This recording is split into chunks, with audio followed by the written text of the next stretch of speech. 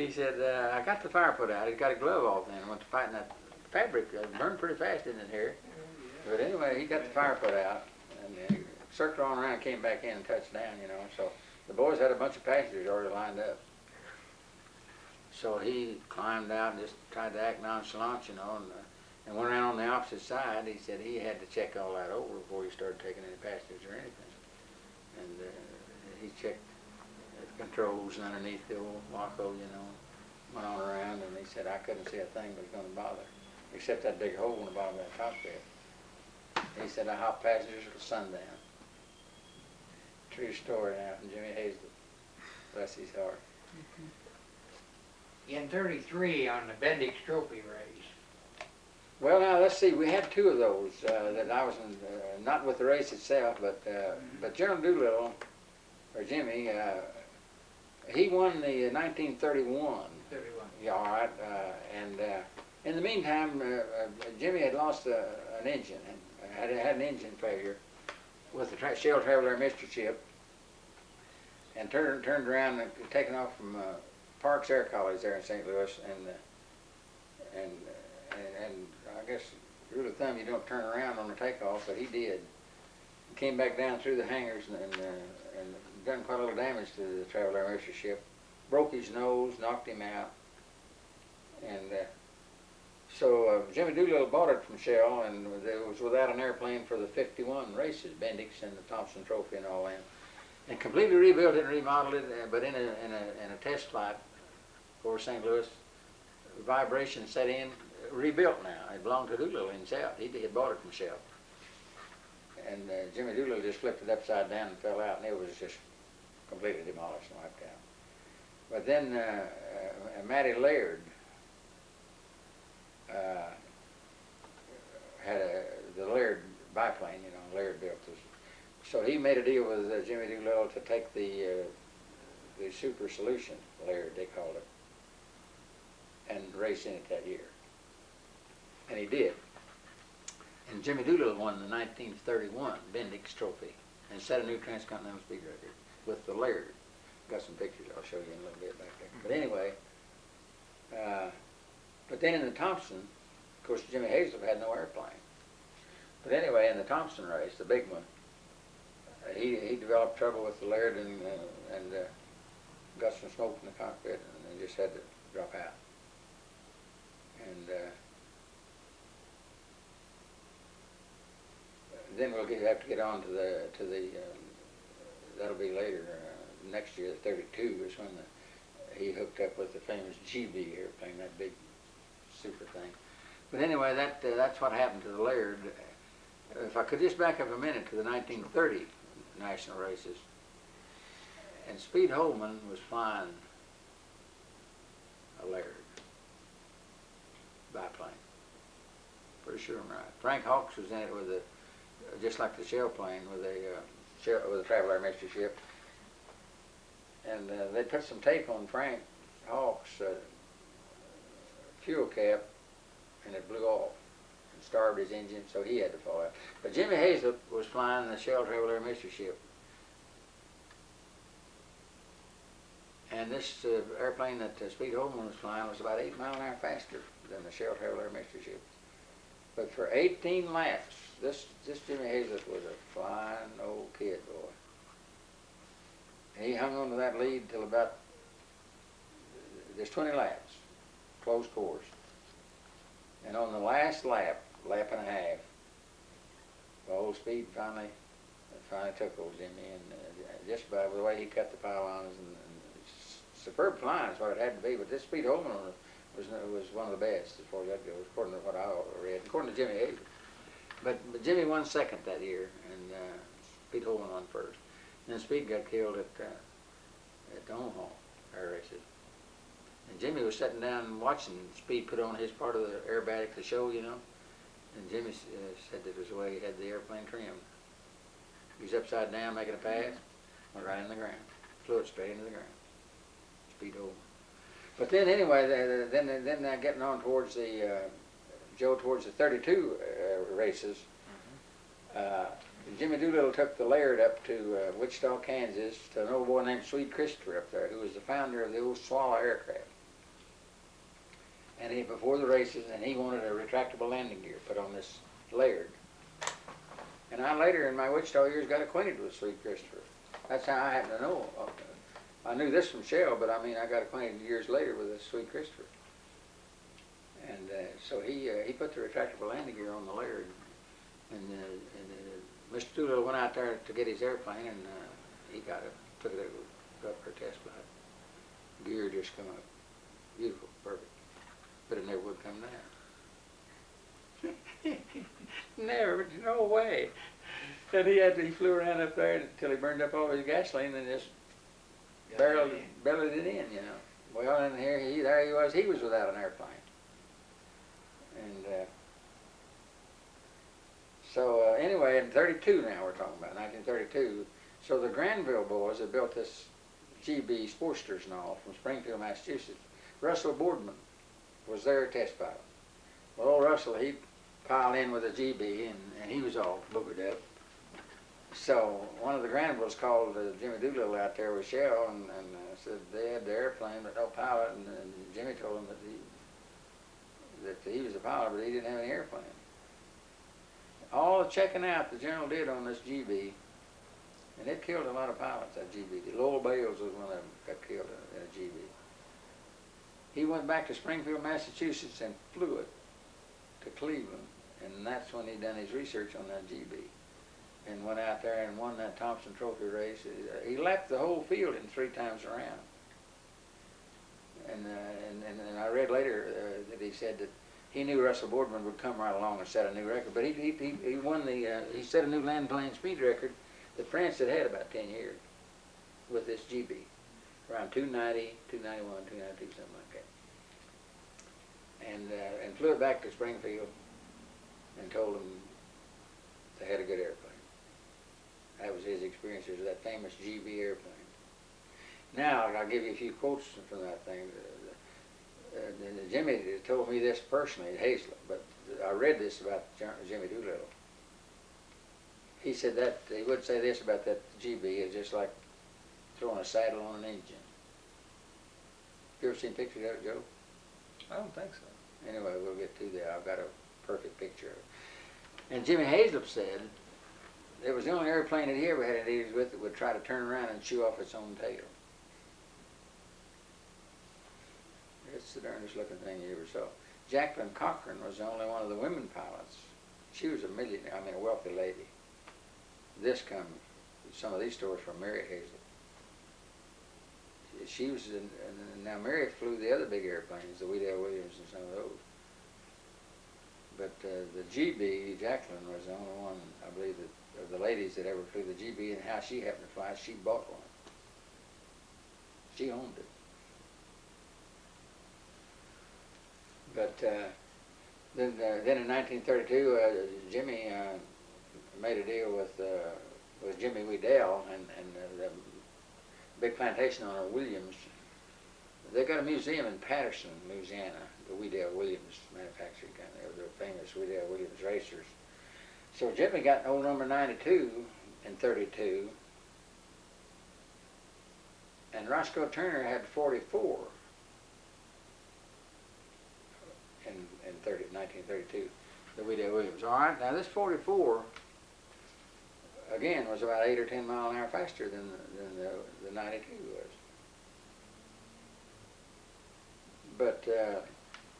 But old Jimmy just flat out flew Roscoe Turner. He just snookered him. He cut through a gap up there in the mountains, and Roscoe went around by Albuquerque and got refueled and all, and old Jimmy just cut through this gap. This story is direct from Jimmy to me. And he just streaked for Kansas City.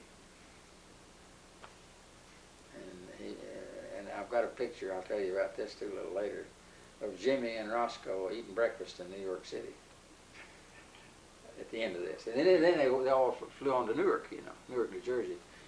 And Jimmy Hazlett set a new transcontinental speed record, which General Doolittle had set the year before. So he beat Doolittle's record again in 32. That's where the Weedale Williams comes in. Mm-hmm. And I read this account from Jimmy Doolittle, like you, we're sitting here now interviewing somebody with the pictures and all. Jimmy Doolittle was out there really making history with this GB around the pylon. And he found out later that the news media and the cameras and all was over in the stands to be close to Joe, who was Jimmy's wife, Joe Doolittle, and the boys. To be sure and have a picture of all them in case he cracked up and killed himself. I read all that. I know it's a true story. And old Jimmy Doolittle, after 32, he just went on being an executive, and he hung it up. And Jimmy Hazlett pretty well did too, after 32. Mm-hmm. Later, he went to Europe and won a big race in London, Jimmy Hazlett. Now, was he from Oklahoma, Jimmy Hazlett? Jimmy Hazlett, he was born in Little Rock, Arkansas, and his father brought him to the territory, Joe, in 1905. He was 9 years old. They settled in Muskogee. Mm-hmm. He grew up around Muskogee. Spent his boyhood in Oklahoma, in the Indian Territory. But he was born in Little Rock, Arkansas in 1896. Now, what do you have to do to win the Bendix Trophy? What is that? The Bendix Corporation sponsors that, and it's unlimited. The top airplanes here, and they start at Burbank, California. Big prize money. Just come up with the best you could build or best they could get hold of, and race to Cleveland or wherever their national air races was. That's the Bendix Trophy. They sponsor it for years. Oh, while you're on that, by the way, October the 30th, Bendix is having a famous get-together of everybody still living that was ever involved with it. Mary Hazlett is going. Jimmy's widow. Yeah. Where does she live? She's still in California? She lives in Pacific Palisades, California. So she and Jimmy's home was. He died in December the 8th, 83, Jimmy did. He was 87, I guess. Will she stop by here?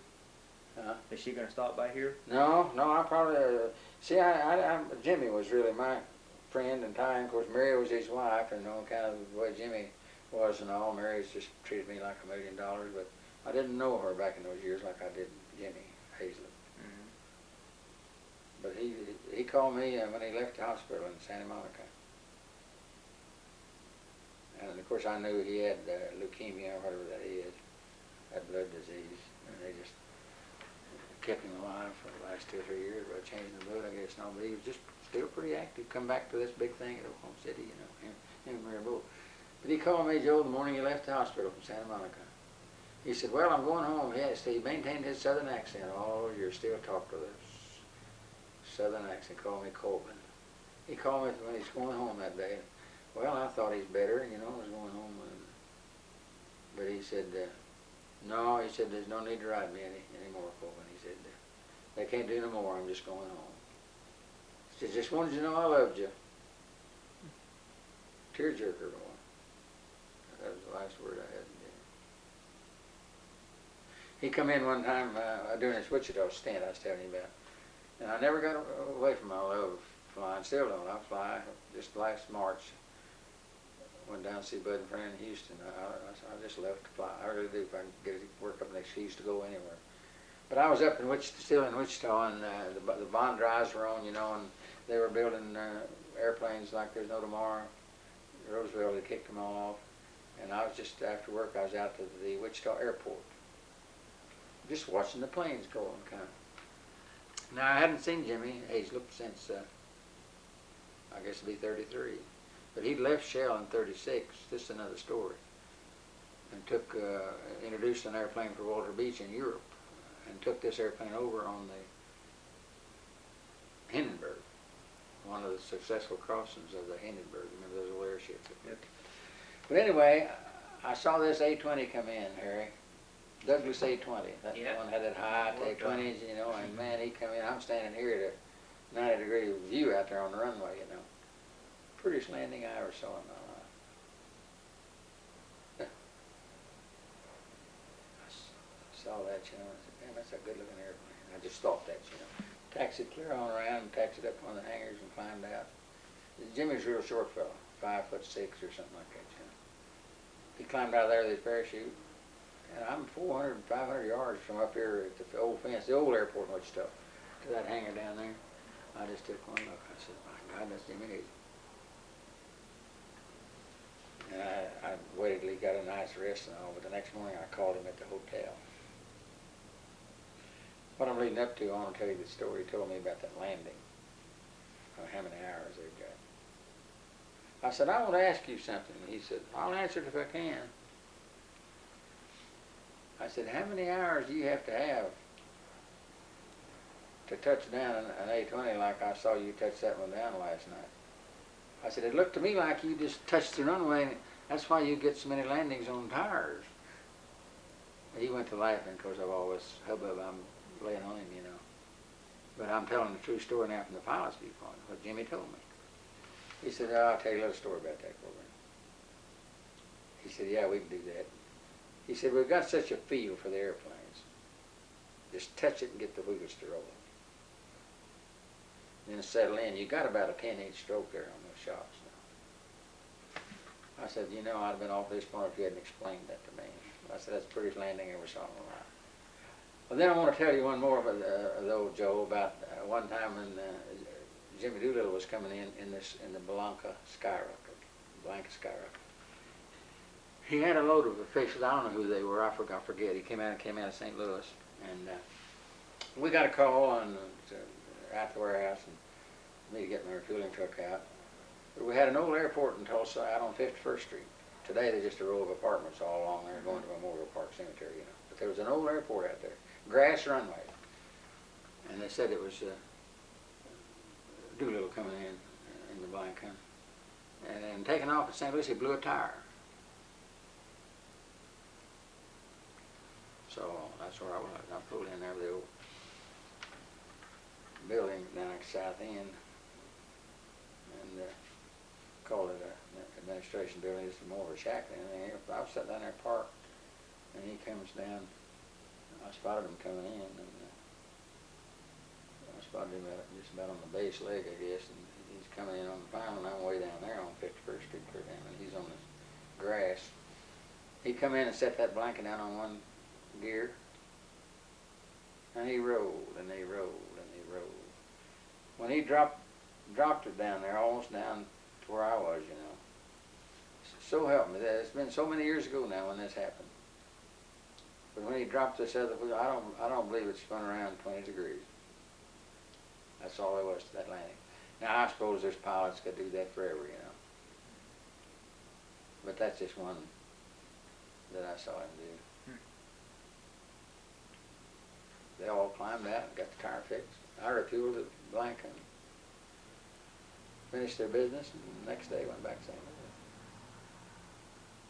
Do you have any more questions? Anything? He joined the Caterpillar Club, Jimmy Doolittle, flying an old P-1. Remember that through reading it way back.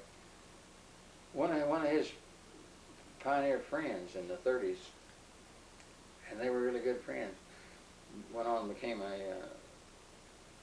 German general in World War II, but they were real good friends in the barnstorming years.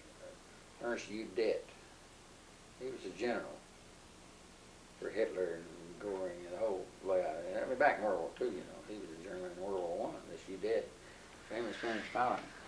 And I asked Jimmy Hazel about him one time, and he said, you know, that's the only man, Corbin, that I've ever remember that I'd almost put on a par with Jimmy Doolittle's flying. Udet, I never saw him fly in my life, but I read all about him because he was friends of theirs, you know.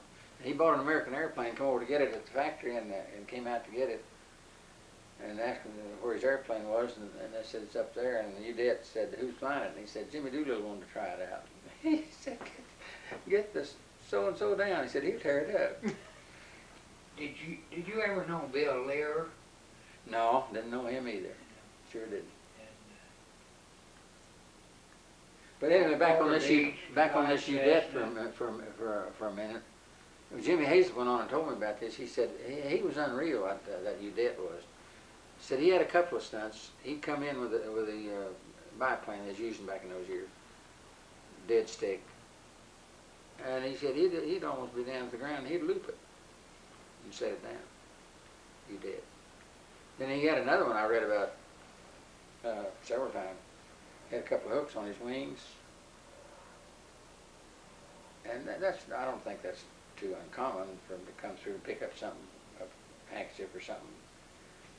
But Jimmy Hazlett said that he did. He could come along and it'd be just where he'd touch a little trail of dust,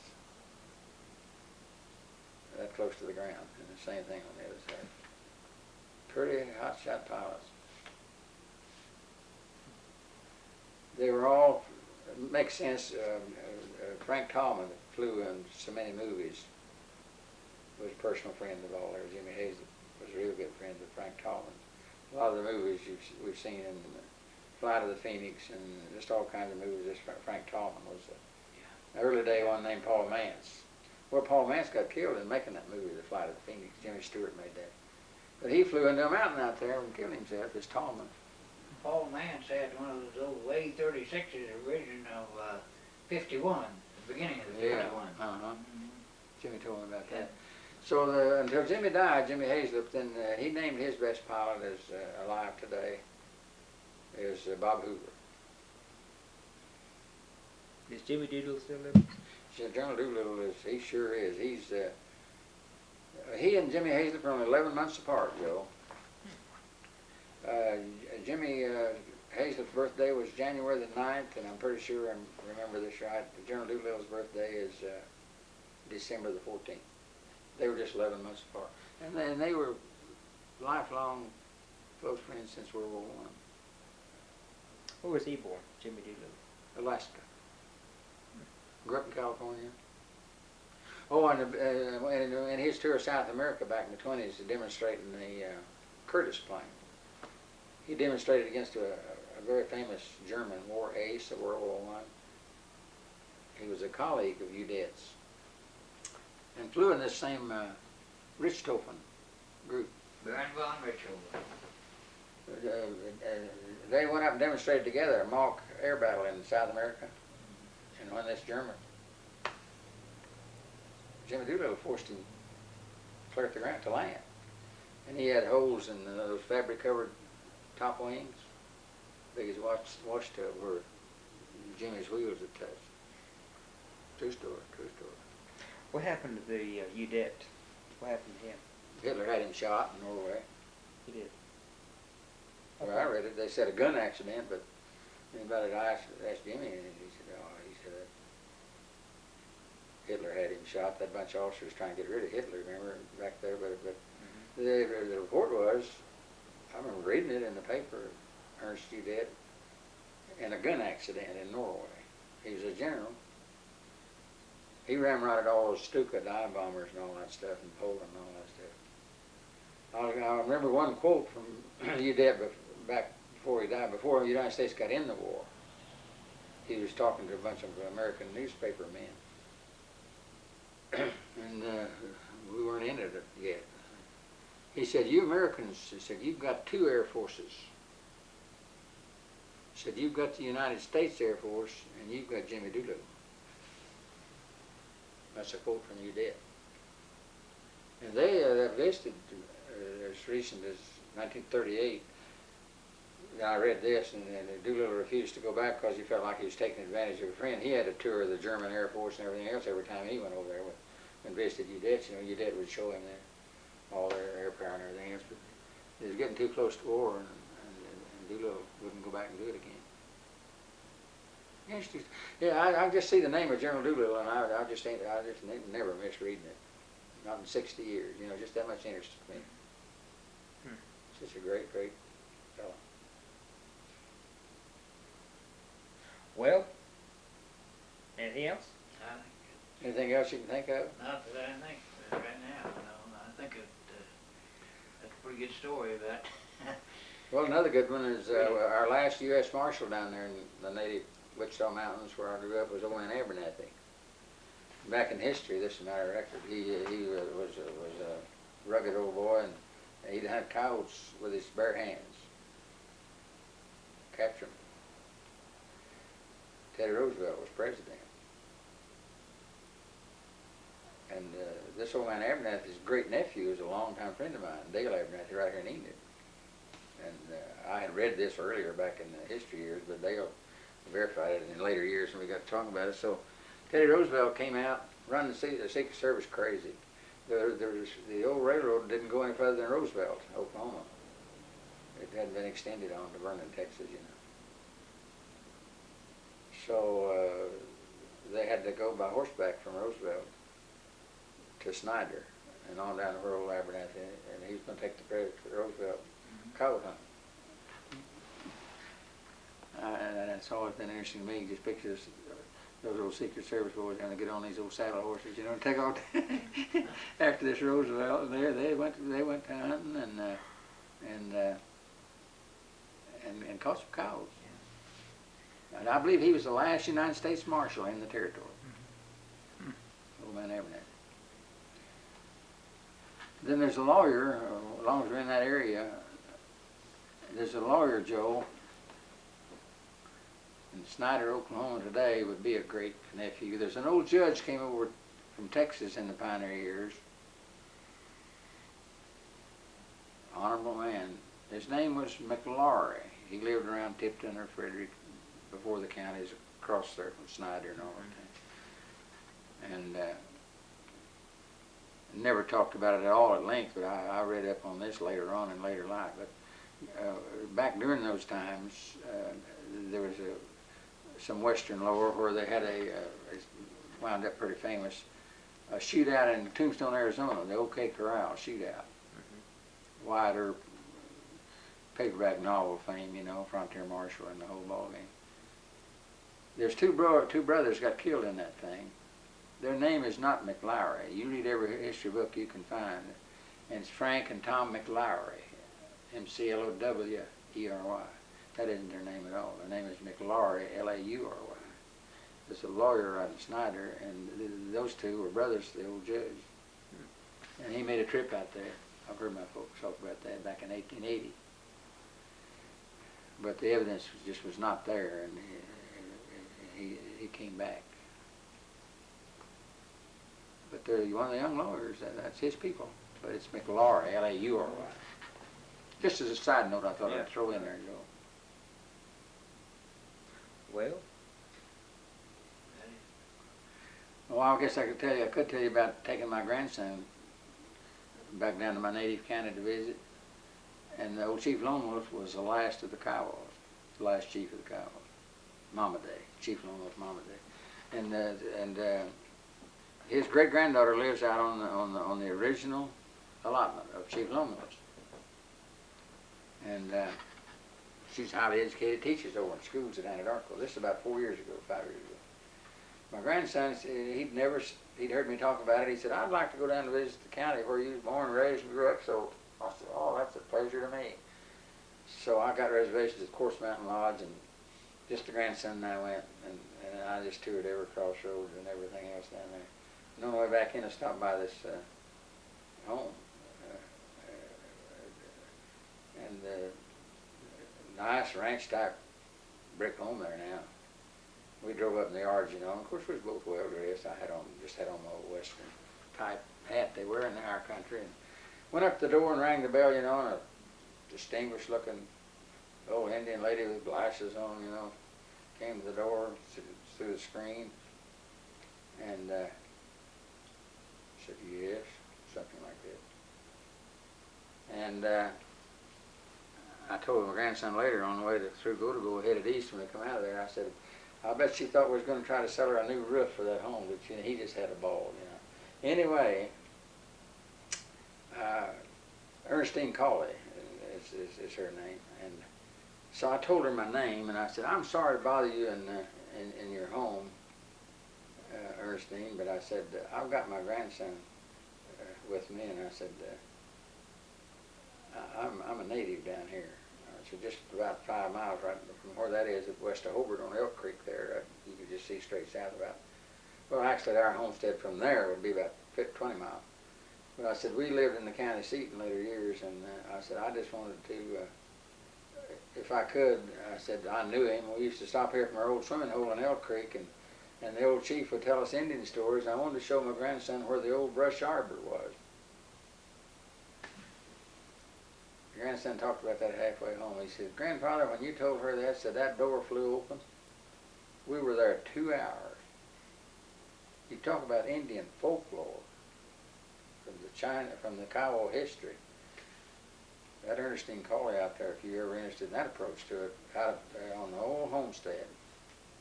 She goes back to the famous story of the grandmothers in the Kiowa tribe and the whole. Oh, and she told me then before we left, we were on a first name basis the time we left there, and her little kids came in and her husband came in. She said, you know, we're just almost the last of the pure blood Kiowas.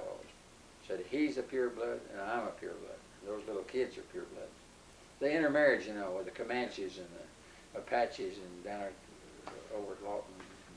What stories did Chief Lone Wolf tell you? Hmm? What stories did Chief Lone Wolf tell you? Oh, just everything you can think of. He was born back. He died in 1924. We went by his grave. He's buried right there at the Indian Cemetery, south of Hobart. And they were still going over in these Indian raids in Texas, you know. And the bloodline, the old Lone Wolf, they call him the War Chief. He died with a fever or something over there around Rainy Mountain. All right, so they went over in Texas on one of these raids, and the old War Chief's son got killed. And they were running mates, Mama Day, and the bloodline Lone Wolf. He brought the boy's body clear back from across Red River down in Texas, clear back to the Kiowa camp there, where the biggest camp in the history of the Kiowa Nation is where the North Fork of the Red River and Elk Creek meet there, just west of Roosevelt out there on the river by Blair, little town of Blair and Warren, right there, just back north there where the creek comes. That is the biggest Kiowa camp in the history. And for that reason, and Mama Day became next in line as chief. But he's not a bloodline, but he is the last chief that the Kiowas ever had. And what's his granddaughter's name? Ernestine Cawley, K-A-U-L-E-Y. I'm sure I'm right on that, Joe. You ought to go out there and see her, Joe. I'm serious. Yeah. She's a granddaughter? Great-granddaughter. If she can tell you more about the Kiowa, about the whole history than you could find in, I believe, anywhere. What's her husband's name? Would it be listed in? Cawley. I forget, she told me, but I forget what it is. Well, would it be out of Hobart? It's out of Hobart. Yeah, okay. Be the only Cawley there, and any, well, of course, anymore, you'd probably get some AT&T operator from Atlanta on the computer, wouldn't you? You know how that goes. But I sure would like you to, she's a nice lady. Oh, and I went by she and I were in school together and grew up, and Clara Neal, she was editor of the Ramrod of the paper out there for 40-some years, you know. We were kids in school together, high school. I took my grandson in, and I've kind of kept in touch down there, you know, now and then. We were just farmers, and my father was county assessor, but I've kind of kept in touch with my old home county, and at least I'm known down there, I'll put it that way. And I took my grandson in there and introduced him to Clara Neal at the newspaper. I bet you that Fort Knox couldn't get that article out of my grandson. Old Clara wrote about a column and about a half like that. And I was visiting around with the Lone Wolf in the office there, but all this time she had my grandson back there interviewing him. What all they'd done, you know. We went to the old mountain park. They had a park on the creek there where we had our 4th of July celebrations. But she did write one beautiful article about the whole trip and everything. I sent her a big Hawaiian chiffalera when I got home for writing that article. And she wrote several articles about that damn chiffalera. She said, that's the biggest, that wasn't a plant, that was a tree. But I enjoyed that. Oh, well, I knew to thank her for that. Well, thank you. I was in the old Cozy Theater, and I came out that night. It was Christmas Eve, 1924. That's Bab Switch. Bab switched. And that's what changed the law from the public buildings, schools, or anything else open to the inside. Do you know anyone from that fire? Well, at the time, of course, my people knew everybody. I mean, I knew one or two at the time, but I'm still just 17 years old, and we've been in town since for 4 years. Mm-hmm. And I just don't recall. I've read the survivors and know the names. Of course, my father being county assessor, I guess you just say knew every taxpayer in the county. Because we're looking for someone from that fire for an interview. Well, now I'll just tell you what. Of course, one girl wandered around lost for 40 years. Remember, in Oklahoma, had a lot about that for a long time. Joe Hancock is publisher of the old newspaper there. Would be an ideal one to go straight to the Democrat chief. And Ernestine Cawley, that hole would be a good spot. Oh, I know. I got just your boy. Married a high school friend, good friend of mine, Sadie Thrower, Clyde Callahan. Clyde Callahan. He was a native of Lone Wolf. And Clyde's been involved with the history of Kiowa County. Okay. You find Ernestine Hancock. I think Margaret Neal, but I think she's kind of trouble finding Claire. But with Clyde Callahan, Ernestine Cawley, and Joe Hancock, you can find out everything you want to know. Good. Okay.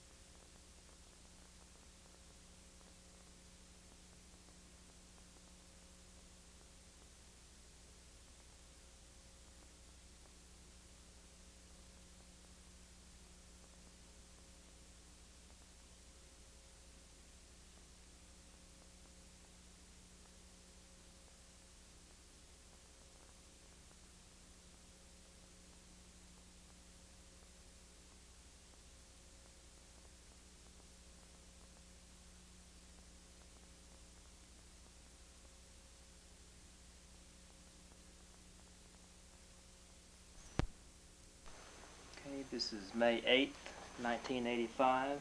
This is Joe Todd, and interview with Mrs. Ruth Whitson Freeman. Yes. You know how to spell that, don't you? Yes, ma'am. Ma'am, where were you born? Wellington, Kansas. May I ask when's your birthday? It's public property now. My birthday is May the 15th. So pretty soon I'll have one. What year were you born? 1898. 1898. Who is your father? Sumner Whitson.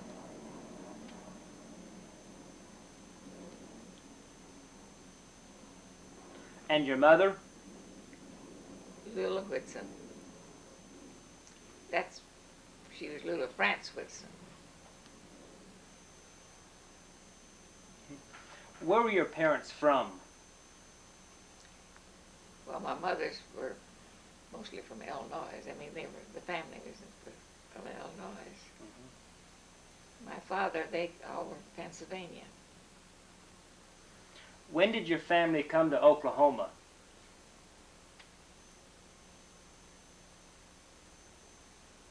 You want the exact date? If you have it. Well, I could sit here and figure it out probably. But they came down to the Cherokee Strip in about... Well, the strip opening was September of '93. Well, they came down at the strip opening. Did your father make the run? Not my father. My uncles did. Your uncles? I had two uncles that came down first, and the rest of the boys came later. What were their names, your uncles? Edmund France and William France.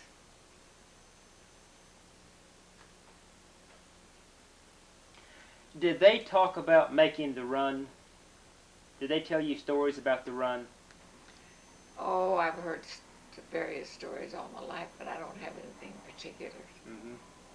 But they made it down here, and the two brothers and the others were still in school. And then they came later, and we're here. What type of work did your father do? My father was, and they lived in, when my father and mother came down to, they lived in Wellington. That's where my mother was married. And they, my father did various things. So he was in a bank and in a creamery, and he did various things. He was just a young man getting started. As a small girl, what chores did you do around the house? I don't think I did anything. Did you live on the farm? No, we lived in town. In Enid? In Enid. No, in Wellington. Oh, I'm sorry, that's right, in Wellington. Wellington. When did you move to Oklahoma? And about, my mother built that home over there. Her husband died. My father died when I was just 4 years old. So my mother, as soon as she could, we were living in Wellington at the time. As soon as she could, she came down to Enid where her brothers were and built that home. It's still standing, and it's one of the nicest looking homes still in Enid. I think so. You don't need to put that out on the air. Is that the one on East Pine? On West Elm. I mean West Elm. Mm-hmm. And then the different branches, the different part of the family, they had homes around there. So it was within this 2 or 3 blocks, it was just almost all of the France family. Did you come to Oklahoma on the train? Oh yes. Couldn't come any other way. Did you ever hear any stories of David L. Payne? David L. Payne? Yes, ma'am. I don't believe I did. Okay, he died in Wellington. He was the original boomer that came into Oklahoma. Is that so? Yes, ma'am. How are you related to Frank France? I'm his niece. You're his niece. Did you know him? Oh yes. Tell me about him. Well, he was always I mean, I knew him, but I was a young girl, and I spent several months with the family out there in Denver when they lived in Denver, and I knew him, but I thought a great deal of him. When was he appointed governor? What year? Oh, that was in, I probably can't tell you. That was in, I can't tell you. I've been reading up on it, but I can't remember. I Was remember. that in 6? Probably he was I think it last. was 1906. Okay. He was the 1906. last territorial governor. Did you go to his inauguration? Oh, no, but my mother did. I stayed home with the, Did your mother tell you about the inauguration? I guess she did. I don't remember much about it now, but, and my uncle, Edmund, provided a special train, and there were about 1,000 citizens from here went over, the relatives and the, Did you go down and see the train off? oh no, this was, I think it was in the evening that they, In the I evening. don't know whether it was or not, but I didn't see the train off. I just knew they'd gone.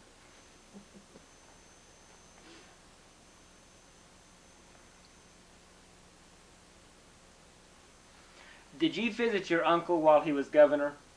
Yes, Where did he live in Guthrie? in Guthrie, just right there in Guthrie. I don't know what house it was or anything, but we visited them there. We also visited them when they lived in Pawhuska, and he was an Indian agent. When was he the Indian agent? Well, it was right after he was promoted to, or made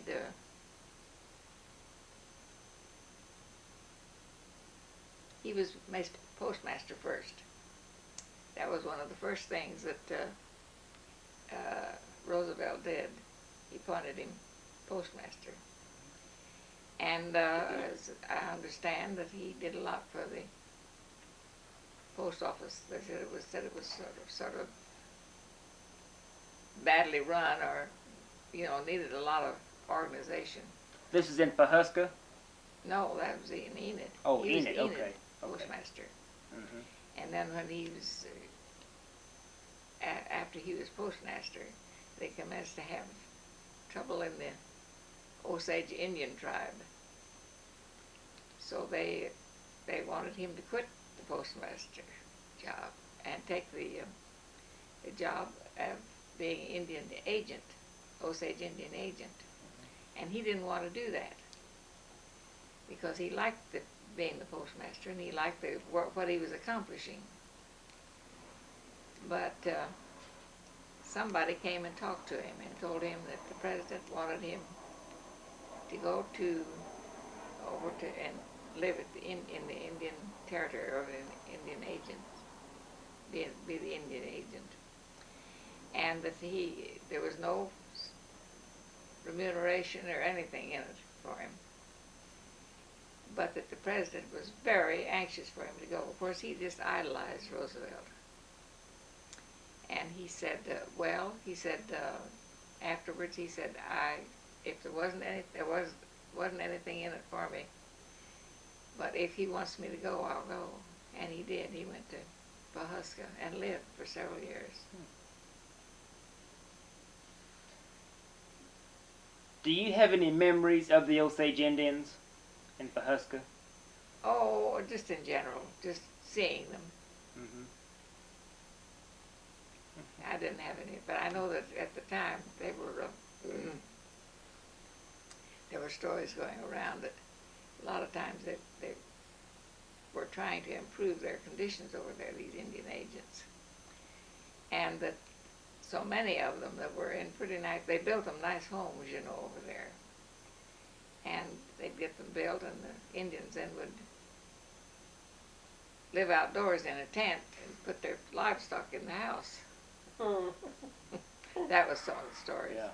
Do you have a question? Governor Franz was with Teddy Roosevelt on San Juan Right, Hill. right. Oh yes, when he was at San Juan Hill, that's where their friendship started. Did he tell you about that? I know a little bit about it. I don't know that he told me, but Okay. Tell me what you know about San Juan Hill. well, they were in this battle of San Juan Hill, and Roosevelt, that was the first he had seen of Frank France. And Frank France passed him as he was charging up this hill, San Juan Hill. It was quite a battle, I guess. Mm-hmm. And that Roosevelt called out to him and says, "Where are you going?" And that France says, "To the top of the hill, sir." And he went on to go up the hill there and plant his flag on the crest of the hill. So that's one of the stories. Didn't he win the Silver Star for that?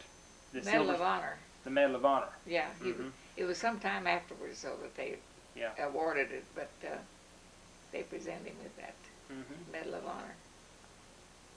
And said it was one of the few that had been presented then.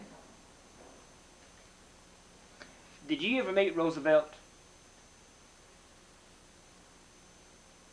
I don't believe I did. Mm-hmm.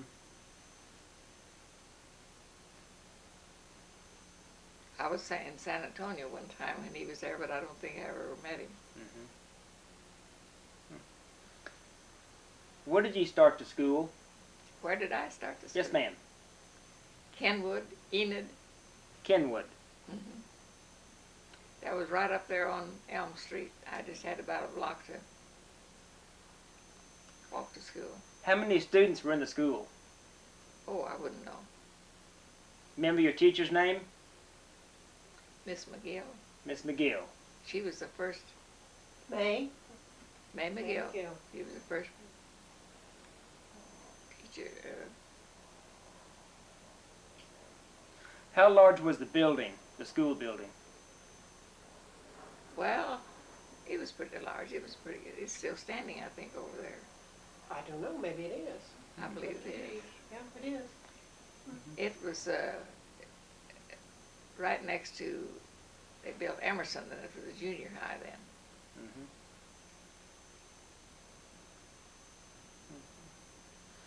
Do you remember Statehood Day? Statehood Day? Yes, ma'am.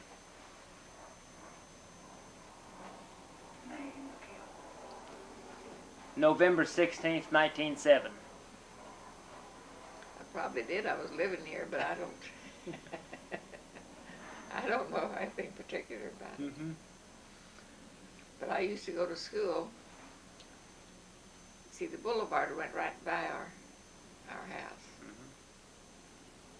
and I was at a walking distance of town.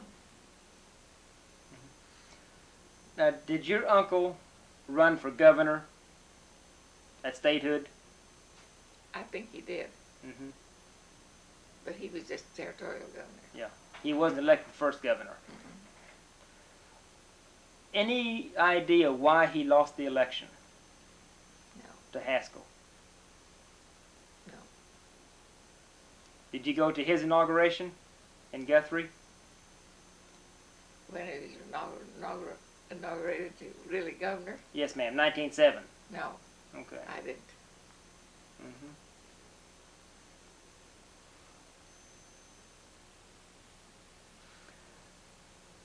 Can you give a good description of Enid from your childhood days? What the town looked like?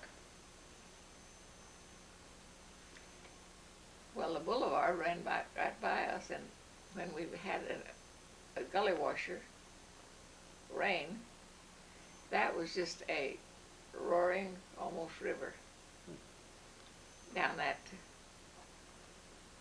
Was it a dirt street? Oh yes, it was at first. But then the kids I would get out in it and swim, and then there was even a boy drowned there one time when they were a little bit too. When the streets were muddy, how did you cross them? I just waded across them, I guess. In the mud? I don't remember how I did, but I know I was out in the mud a good many times. Mm-hmm. Because I just lived a half a block from that boulevard, you know. Mm-hmm. Do you remember when you saw your first automobile? I don't know, my uncle was great on cars, and he had the first one, and we'd all get in it, and then he went to San Antonio and was in the car business, and he had some beautiful cars down there. So I remember them all getting real interested in cars. But we drove a horse and buggy. You did. Oh yes. What brand of buggy did you have? I don't know. Mm-hmm. It didn't make any difference then. One horse? One Oh horse? yes. Mm-hmm. Oh yes. And after the horse got lame, why they let me drive it. So they couldn't run away with me. So I could drive the horse then. Mm-hmm. Who were some of the prominent people in Enid during your childhood? You know, the mayor, the lawyers, the bankers. Well, the O.J. Flemings and the Stevensons they were all prominent bankers. And then there might be one or two more that I kind of slipped my mind. Mm-hmm. Who was the mayor of Enid at that time? I'm sorry. I can't recall that. Do you remember World War I? Oh yes. Tell me about it. Oh, I didn't know much about World War I, but I just know that we were having the war. Did you do any work for the war effort? Oh, we rolled bandages and did a lot of things. I had a cousin there, and her brother was overseas. He went overseas. What did you roll the bandages? Where did you roll the bandages? In the local church or where? Well, they had around, they had in churches and they had a Red Cross headquarters and Mm-hmm. So was this work for the Red Cross? a lot of it, yes. Mm-hmm. Tell me about Armistice Day, the day the war ended. Well, it was quite a celebration, as I remember, but I don't remember much about it. Mm-hmm.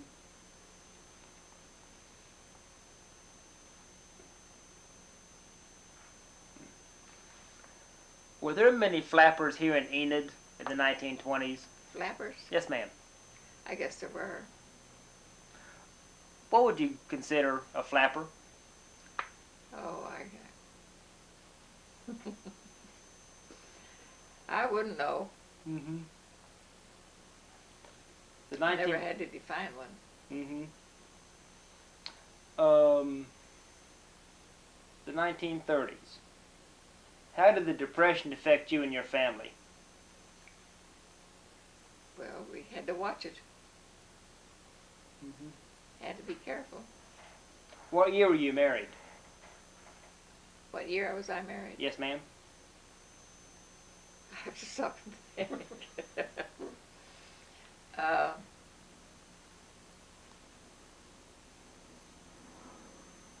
I was married in 26. 26. Yeah. What was your husband's name? Boyd Freeman. Boyd Freeman. Where did you meet him? Right here needed. Here in Enid? Oh, yes. Mm-hmm.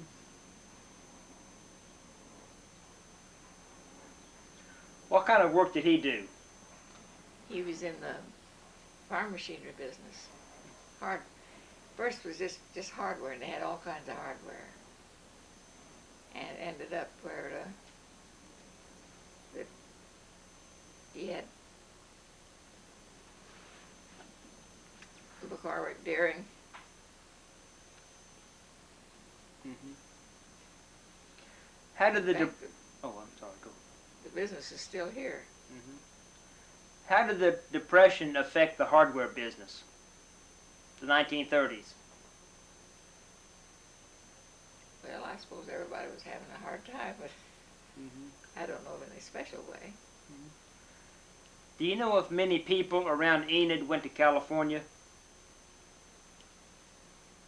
You mean to live? You know, the Okies, they all went in the 1930s?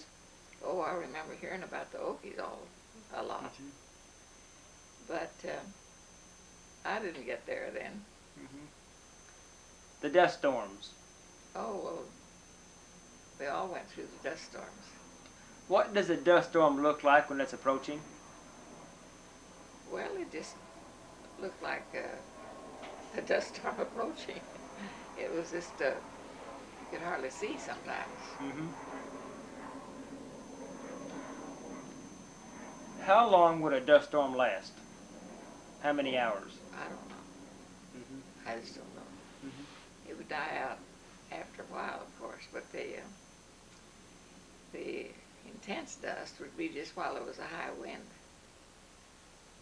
And that would get pretty dusty, Mm-hmm. because we had a lot of dust. And not too much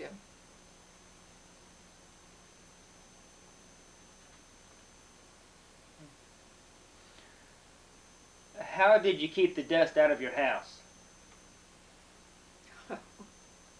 just working at it. Did you seal the windows? No, we never did. Mm-hmm. We tried to keep them shut. We didn't let just dirt get in rampant or anything like that. Mm-hmm. Did you do any work for the war effort in World War II? Oh, in both the wars, I rolled bandages and did, things that were needed. Mm-hmm. When did they? Oh, It's all right. when did they establish the base out here, Vance? Oh, I don't remember the date, Mm-hmm. but it's been going quite a while. Mm-hmm. Did you do any work out there during the war? No. Mm-hmm. When World War II ended, was there a big celebration here in Enid? I don't remember that there was. I suppose there was. Mm-hmm.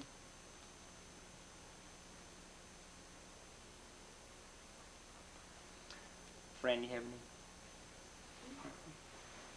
Eric?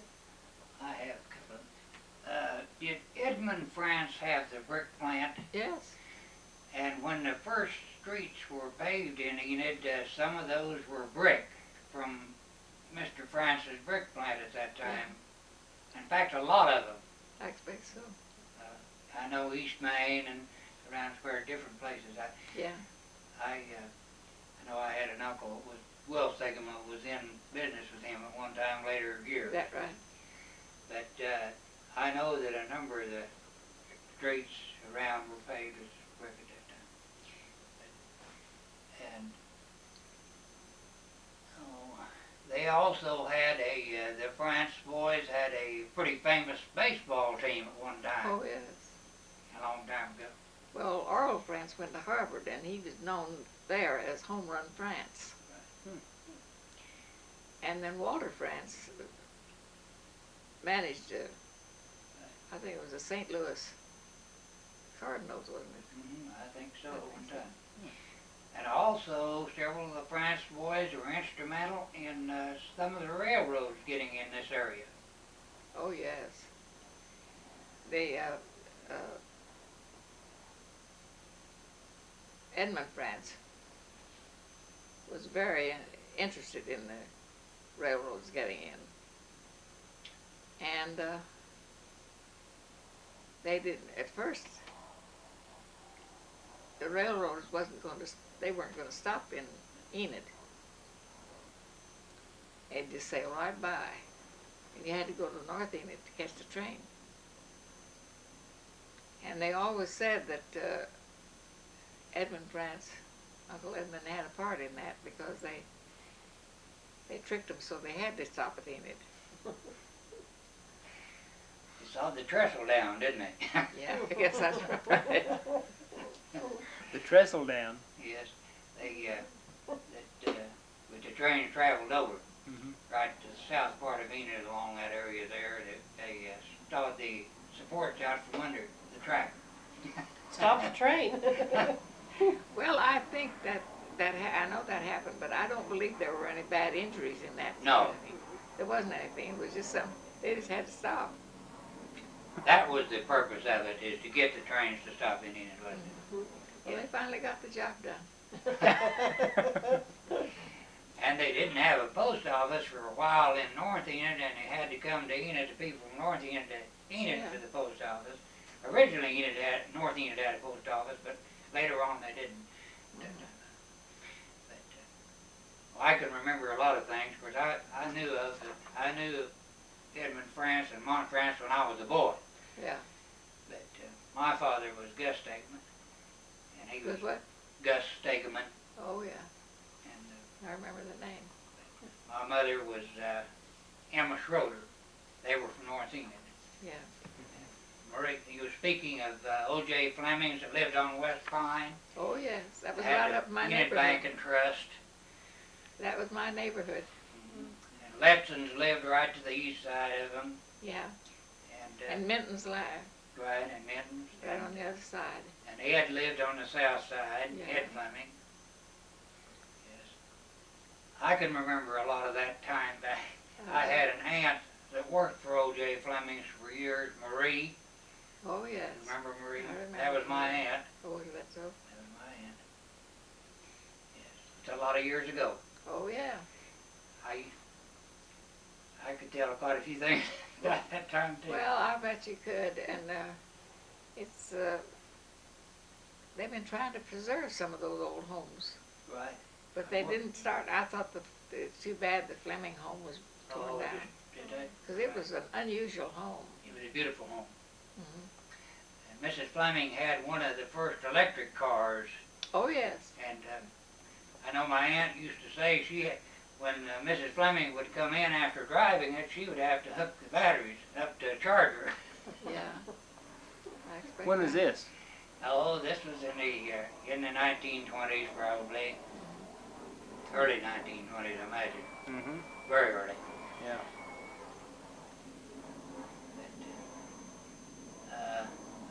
I remember a lot of those people in that time, which I know you do too, if you Yeah. remember those people. Well, the Hodgins lived on the corner over toward the library. Yes. I remember when the library came to town, you know, it was given by Carnegie. I think about the same time that Guthrie got theirs at Carnegie Library. And it was a very nice building, and I hated to see it go. At the time, we tried to buy that, and we couldn't get the city to listen to us. We wanted to make a museum out of it. Yeah. Well, I just wonder what they're going to do. I think that the library here is just going to pot. Yes. I see they got a grant the other day, which will help to some extent too, I hope. Yeah. But I remember a lot like you do. Well, I remember about a that lot of the time. business buildings around town too. Yes. You know, the ones that. Mhm. I have a lot of ideas on what I would like to see them do, but I don't have the power to do it. But anyway, I know that you can remember a lot of those things back in the early days of Enid, when it was just beginning to be a town. Yeah. And my father came here from Kansas too at the time. Right. They came to Lawton when Lawton had the drawing down there, and they didn't get anything, so they went back to Kansas. So they didn't come in the strip opening either, but they came right after. Yeah. You've probably seen a lot of changes in the downtown square through the years. Well, and I see a lot of changes right now that I don't see. That I wish I didn't see. Yes. That's right. I agree. That's why I would like to see a thoroughfare from downtown Enid to the west side of Enid. Easier to get downtown. Yeah. I would like to see that. Well, I remember when they things leave me just like when I go to Sam. But when the first courthouse was down, Right in the center.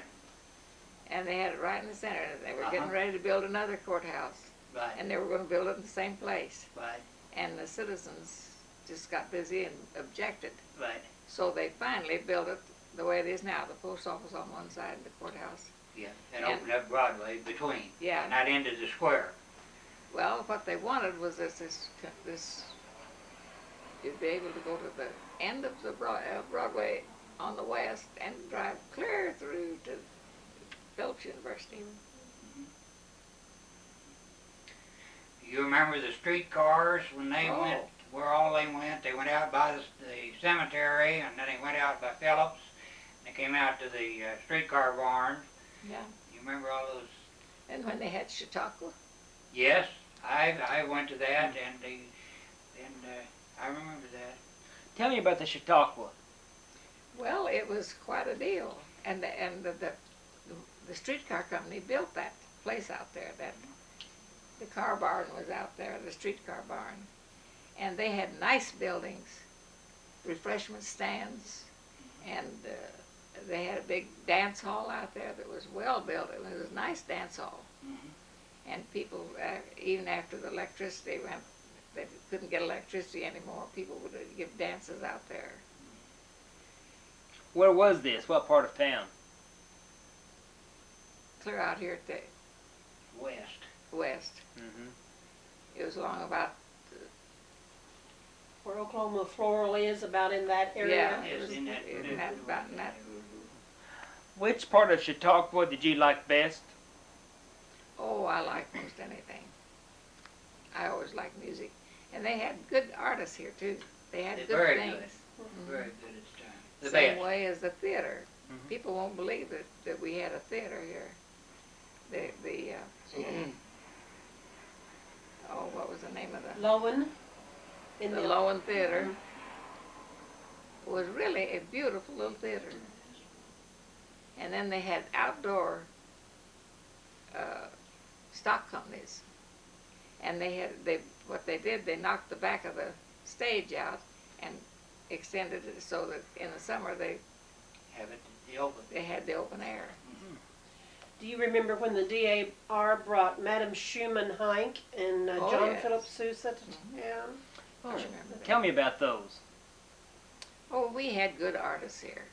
And then when we had the theater, we had good dramatic players. Did The you meet? best of the time came in here at that time, didn't they? Did you meet Madam Schumann Heinck? I don't remember whether I did or not. I heard her though. Mhm. I was there at the concert.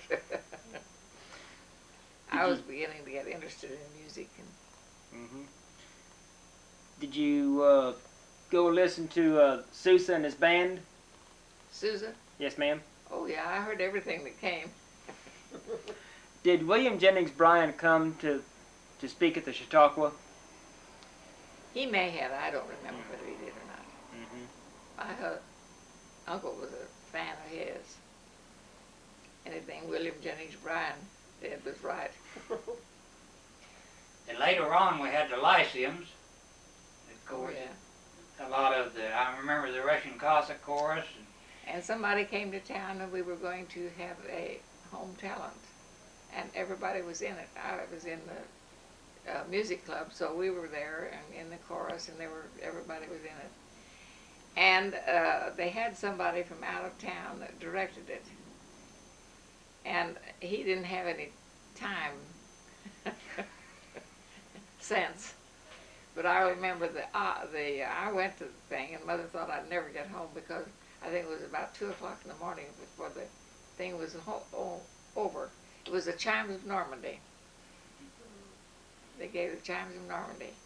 And the only thing I could tell about it was that there was a chorus in there. And it was some of the professors out here at the university were instrumental in directing it. And there was one chorus in there that kept being repeated all through and it was anyway, dun, dun, dun, dun, dun, dun, dun, dun, dun, dun, dun. And the way the director had it, they did dun, dun, dun, dun, dun, dun. The doctor never got through that chorus. You remember the Geronimo automobile factory there on Cleveland when they had that? Or I remember there was one. I didn't know Yes. much about it. And Will Allen was the superintendent. Will Allen later on was had the oil company, Deep Rock Oil Company. I knew him real well. What are some of your favorite childhood memories? Oh, I don't know. I had a nice childhood, but I don't remember anything special. Oh, my hearing aid's squawking.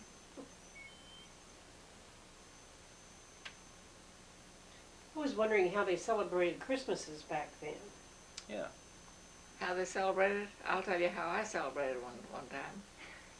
We were going to have the family at our house, and we had 2 turkeys in the basement, fattening. That's the way they did then, you know.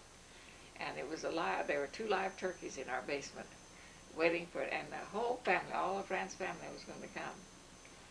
And a couple of days before that, why, I was sick one night. I don't know exactly what the symptoms were.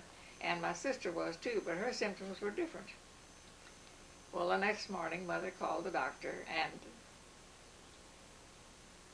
I had chicken pox, and my sister had scarlet fever.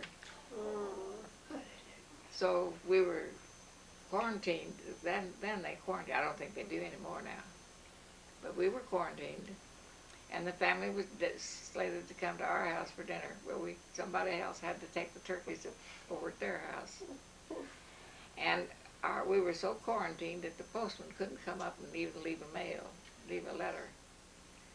And we got everything that we had for Christmas, but nothing. You had to wait till later to get your Christmas. Oh, yes. Oh. But Did- we had a good time anyway. Did you have a Christmas tree in the home every year? Yeah, just about. Mm-hmm. What kind of toys would you get for Christmas? Oh, I don't know. I suppose the usual dolls and whatnot. Was Christmas the largest celebration of the year? Was Christmas the largest holiday you celebrated? Oh, I suppose it was. I don't remember. How about the 4th of July? Oh, yes, we shot off a lot of firecrackers.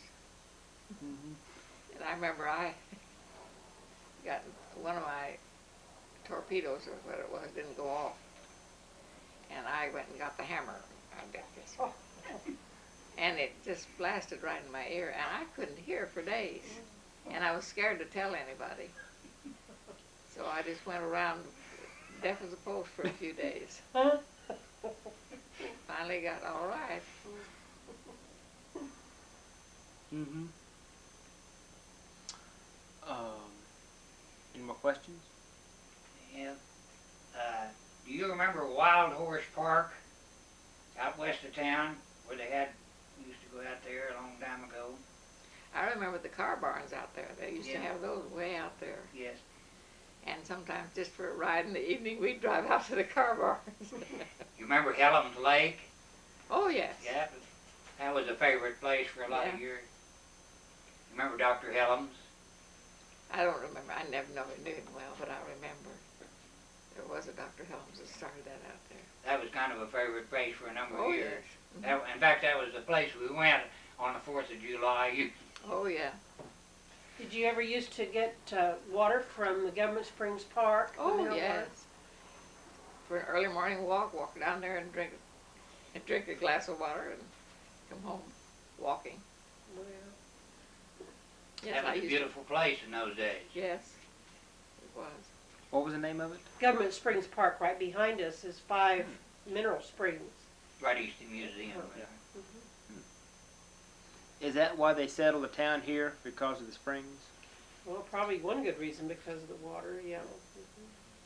It was a watering hole on the old Chisholm Trail, too.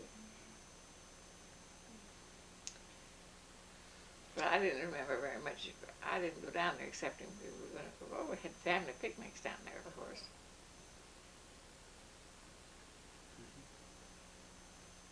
Well, did you have anything else? No, I don't believe I have. Those chairs are very comfortable. Hey, ma'am, what's your full name? Mary McKeever Bass.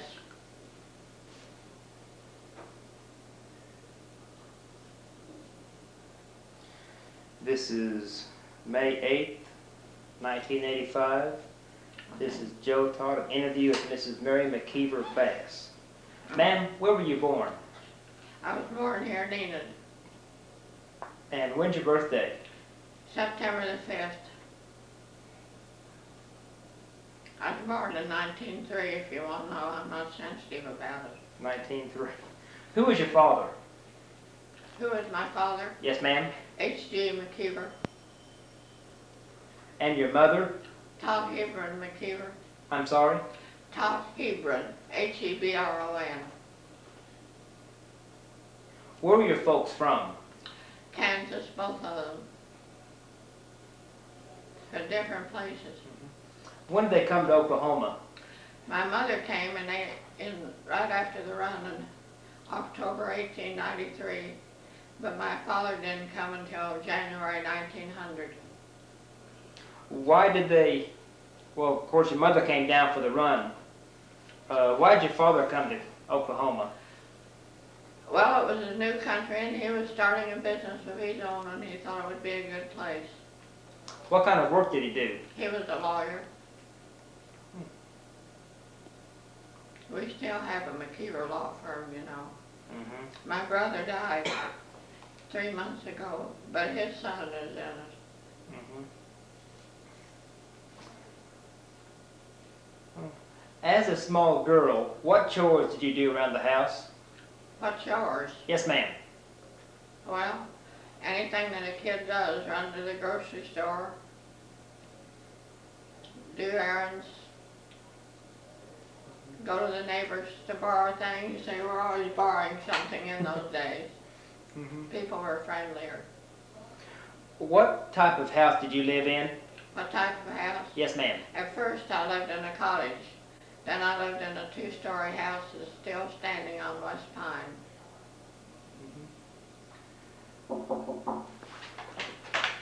Who's that? Be your supper.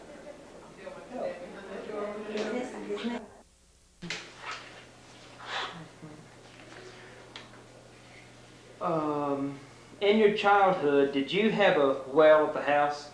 A what? Oh, a water well at the house? One room. One room? The cottage? No, it had 5 rooms. 5 rooms. Okay. What about your water supply? Well, it was bad. All the pioneers that came in here said the worst thing about it was the fact that we didn't have enough water. And particularly the ones who made the run noticed it. Did you have a well at the house? We had a pump in the backyard, but we also had city water pumped in the house. I mean, put in the house. Was it a drilled well or a dug well? It was a dug well. Remember how deep it was? No. When did you start to school? I started when I was 7 years old. I don't know why I didn't go when I was 6, but I didn't. What was the name of the school? Kenwood. Kenwood. It was up there at the corner of it was between Pine and Elm on Madison. Remember your teacher's name? I remember all of them in my grade school. Who were they? Well, Miss McGill and Miss Trippett were my first grade teachers. And then Garland Jones was 2nd grade. And Miss Worden was the 3rd grade. And the 4th grade was Bertha Thomas. In the 5th grade and 6th grade, I had the same teacher. It was Jessie Calloway. And then I had a Miss Kilpatrick in the 7th grade. And Mr. Musser, who was the principal, was the teacher of the 8th grade. We didn't have any junior high schools in those days. Do you remember some of the important cases that your father tried when he was a lawyer? Oh, they're all jumbled in my mind. Can you give a description of the main street of Enid from your childhood? The main street, Yes, it ma'am. was Broadway. And it was wide like that, and at one time the streetcar went down Broadway and around the square and on out to the university. And then it also started at the high school and went almost to the cemetery. And as far as the main street is concerned, Broadway really was it, and the courthouse sat right in the middle of the square. And they had a fight over it when they built a new courthouse where they put it, and they put it in the middle of the square. And it wasn't until about 1934 that they built a new courthouse. The old one burned. And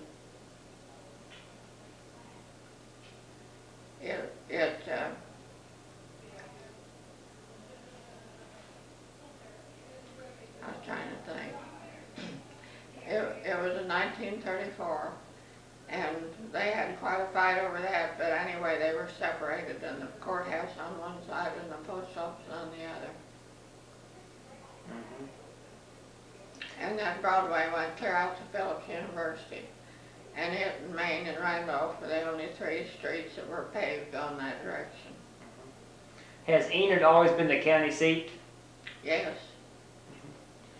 Do you remember the first automobile you saw? I remember the first one we had. Tell me about it. And it was a Stanley steamer. And it had 4 seats, 2 seats in the front and 2 in the back, and no doors, and it was bright red, and it had 1 cylinder. And every time we went any place in it, we'd probably get stuck in the sand or something, because it didn't have much power. But we thought it was wonderful. And it had great big beautiful lamps on each side for the lights that you had to get out and light. What type of fuel did it use? What type of fuel? Yes, ma'am. I don't know what they used in those. In the street lights, they used charcoal. What about in the Stanley steamer? Huh? What about in the Stanley steamer? What type of fuel? I don't know. Used gasoline. And another thing about automobiles in those days, there were such a few of them in the state that there wasn't any state license. You got a city license. And ours was Enid 39. And that hung in our garage for years, and I don't know what happened to it later. Did you do any work for the war effort during World War I? No, I wasn't quite old enough. Do you remember Armistice Day? I certainly do. Tell me about that day. Well, the bells and those guns and everything that would make a noise started going off. And we only lived about 4 blocks from the square, so we all walked down to the square, and it was just mobbed with people shooting off all kinds of things, and some people even had guns and they'd shoot up in the air. And this was on the 7th of November. I don't suppose maybe you know it, but they got word that the peace treaty had been signed when it hadn't. And that's when Enid really celebrated. And then on the 11th, when it was signed, why, there wasn't so much of a celebration. But it was just people getting out, stirring around and getting together and being happy the war was over. When did you get married? When did I get married? Yes, ma'am. I've been married twice. I got married to Van Stewart in 1928. You mentioned the strip. Did your grandfather make the run? My great-grandfather did. Did you know him? No, I just barely remember him. Did your mother ever tell you any stories about the run? Well, she didn't make the run, and she was only a child, 11 or 12, and her grandfather made the run and settled near Hunter. And she and her mother came down here the October after the run and lived with them. And then they finally moved into Enid. And my grandmother opened up a boarding house right about 3 doors on Randolph, about 3 doors down from Lerner's store. And that's the way she supported herself and her daughter, was with this boarding house. And when I was growing up, I used to go to a dentist here that thought my mother was real cute, and he said the reason everybody liked to go to your grandmother's boarding house was because she had the best food and the cutest girl in town. What was the name of the boarding house? Huh? What was the name of the boarding house? Ms. Hebrons, Hebrons. Did you know your grandmother? Oh yes, she lived with us for years. What are some of the stories she told you about the boarding house, things that happened there? Oh really? She didn't talk about that too much. How did your mother move to Oklahoma in '93? Did they come by wagon or by train? They came by train.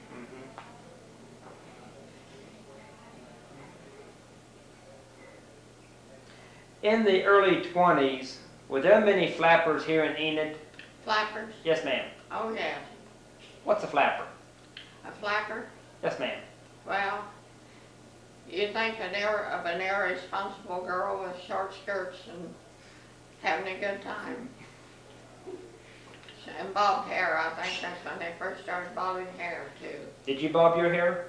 Not at that time, I bobbed it 2 or 3 years later.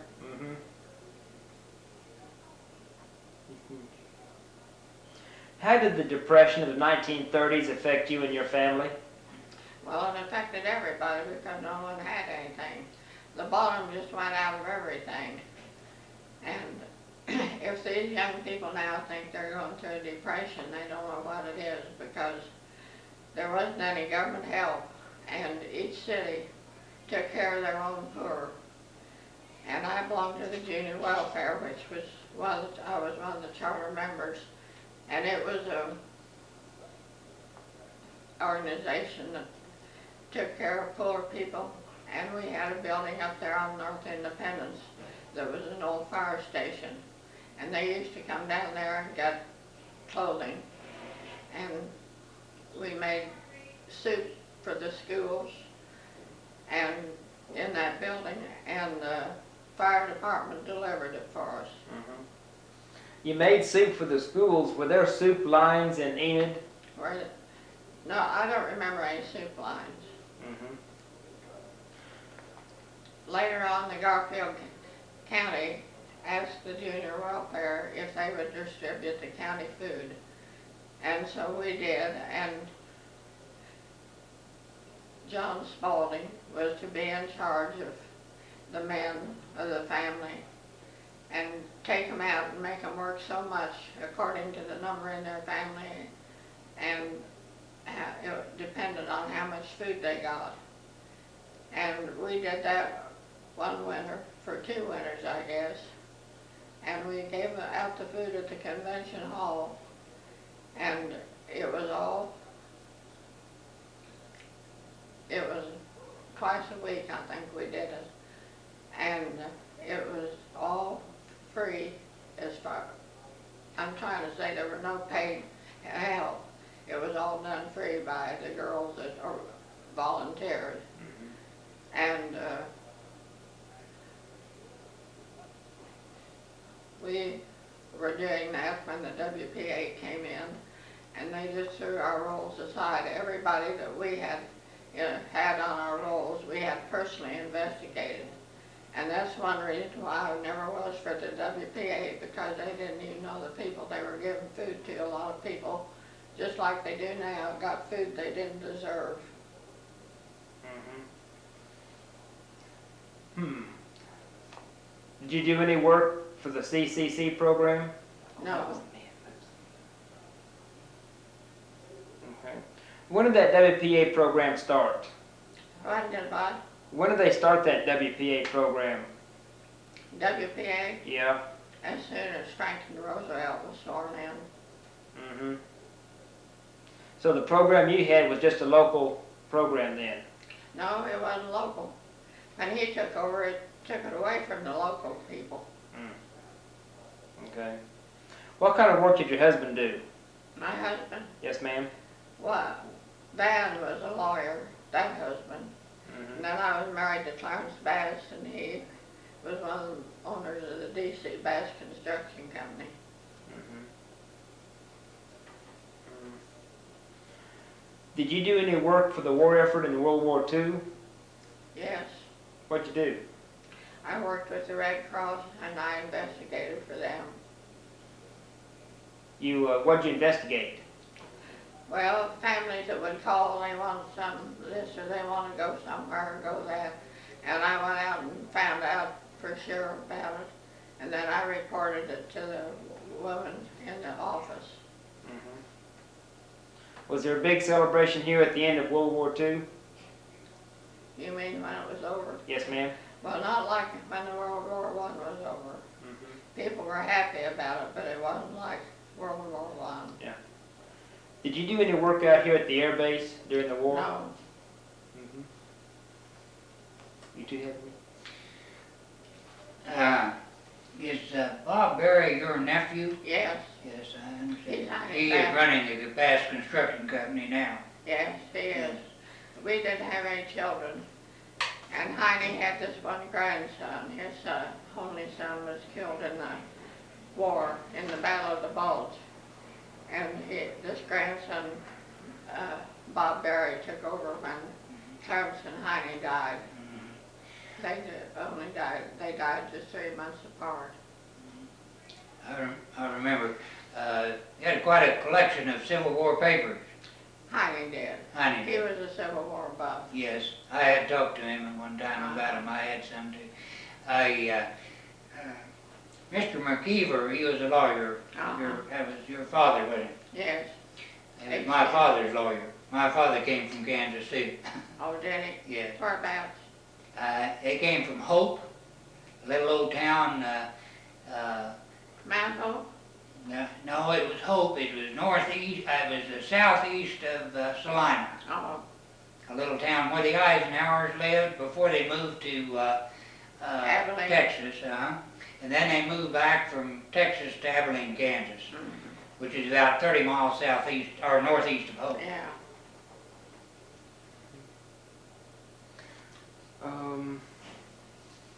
Isn't Heine Bass the one that had the collection of the Lincoln material also? Yes. Yeah, he was in the board of the Historical Society. Well, Wouldn't you like to know about some of the things that people didn't have in an early day? yes, ma'am. Well, I think it's interesting that the street lights were in the middle of the street, not over at the side. They hung from wires in the middle of the street, and they burned charcoal. And they had to change the charcoal ever so often, and they had to light them every evening. And I think that's kind of going back. And then another thing, we had, after Enid was fairly well established, we had artificial gas. I don't know what it's made out of, but something. And they put meters in your basement, and people used it to cook with. And these meters took a quarter, and you go down and put a quarter on, and your natural gas would come on, but when it ran out, it would go off. And you'd have to either have another quarter or go borrow one from a neighbor or something.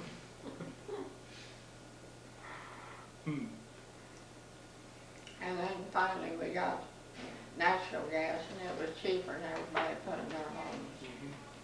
Up until that time, we burned coal. Did they use carbide for lighting for a long time ago? And it had a little kind of a light, it kind of struck a spark. And this carbide, had it in tanks a long time ago. That was before we got natural gas lights. You had carbide lights. Did they have them in town very much? I remember a number of them. I don't remember. You remember when the Champlin refinery went in, when H.H. Champlin put the refinery in? Yes, I remember that, because the Champlins were always good friends of ours. I remember them talking about it. You remember when back when the Twin States and the Bolin refinery was where Easton's was later? Yes, I remember that. What kind of man is Mr. Champlin? What kind was he? Yes, ma'am. Well, he was very stern and all business, and a nice-looking man. And I think he was pretty good to his employees, as far as I know. My father was one of his lawyers as long as he lived. When you were a child, were the streets dirt and Enid? He was. When you were a small girl in town, were the streets dirt? Yes, I remember when they paved the streets. When was that? I think it was around 1907 or 8. Before they paved them, what were the streets like when it rained? Muddy, awful. And they also had board sidewalks that they finally did away with. How'd you cross the streets when it rained? Everybody wore rubbers or boots or something. They didn't run around like they do now.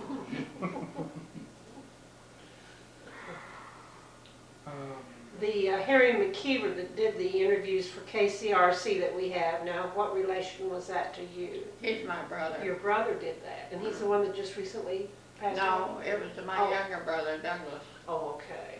You know, we have those interviews. The one who did the tapes was Harry. Harry, okay. His wife still lived, didn't she? Do you ever play those for anybody? Yes, I do. I surely do. You have Pistol Pete and some others. Oh, no. Ed's to Net. They're good. We're going to use them more in our learning center. I'm glad you are. Yeah, they need to be used. They're really valuable. tapes. It's where, what's the man's name that had the business college?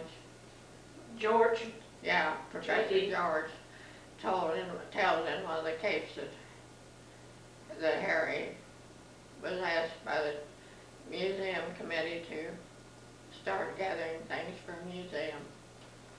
way back in 1950s. Uh-huh. It was way back then. Yeah. And then another character around Enid was Ed Stinnett. He's the one that rode the Chisholm Trail long before it was a town here. And he has an interesting tape too. Did you ever talk to any of the old guys that rode the Chisholm Trail? Oh yes, I did. They ever tell you any stories about the trail, what happened? Well, the thing of it was, I was kind of young and I wasn't too interested at that time, and I don't remember. What about, do you remember seeing Pistol Pete? Huh? Do you remember seeing Pistol Pete? Yes, I've seen him here at a love celebration. Did you go to East Hill High? Did I go what? To East Hill High? No, I went to Enid High School. You went to Enid High School. Mhm.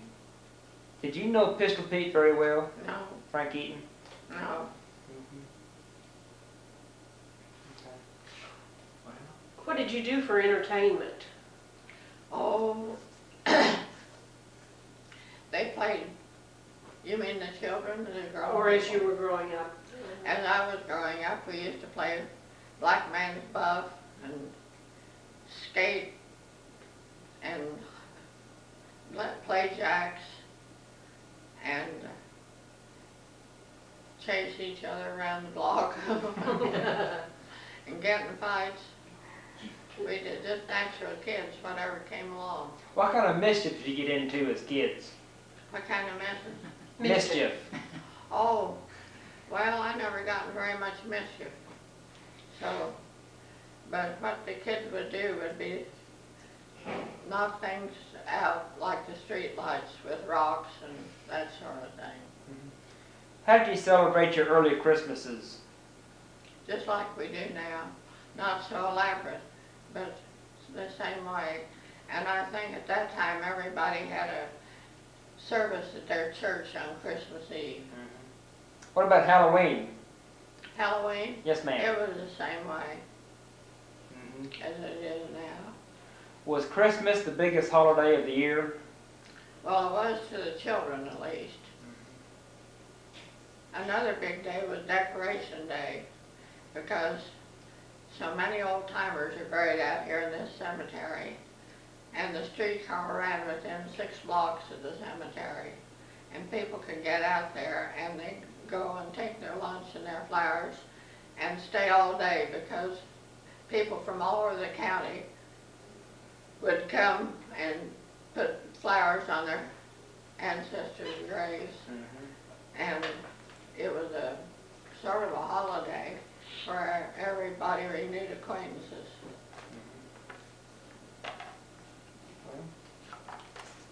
What else?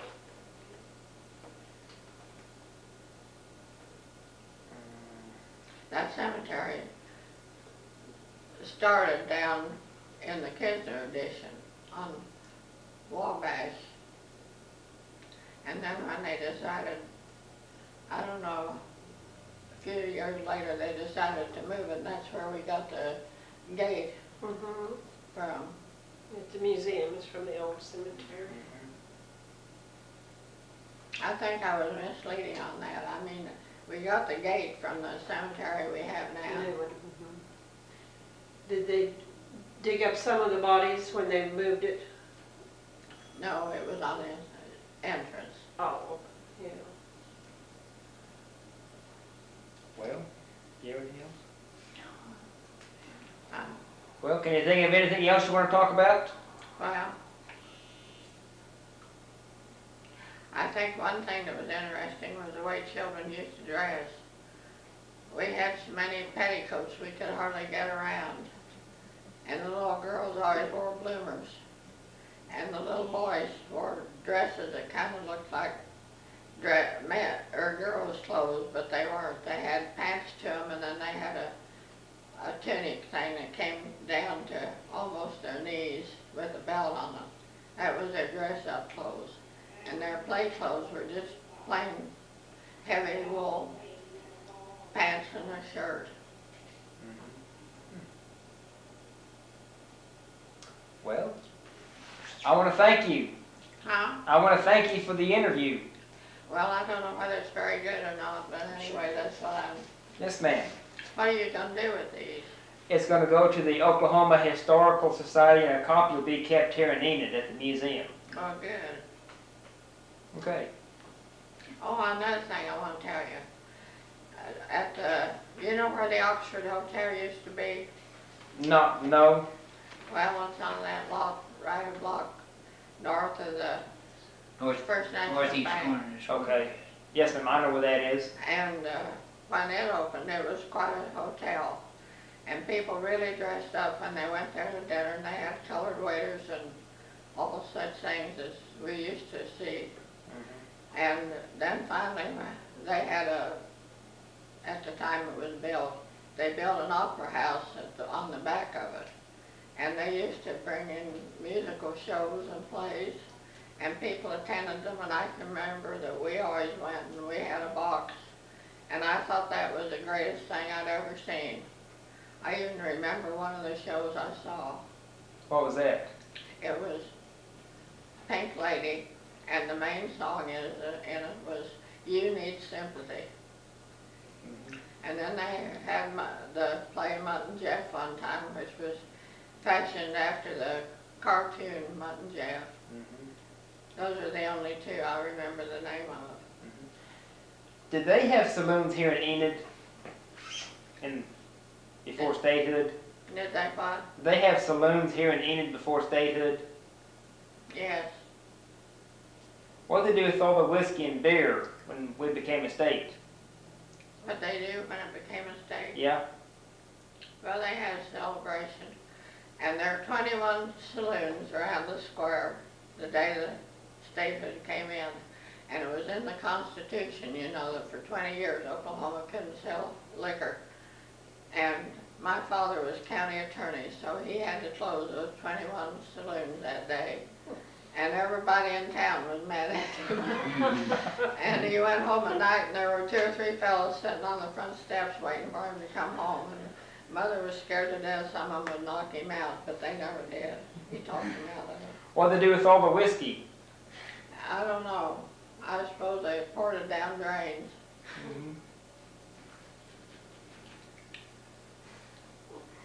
Okay. Well,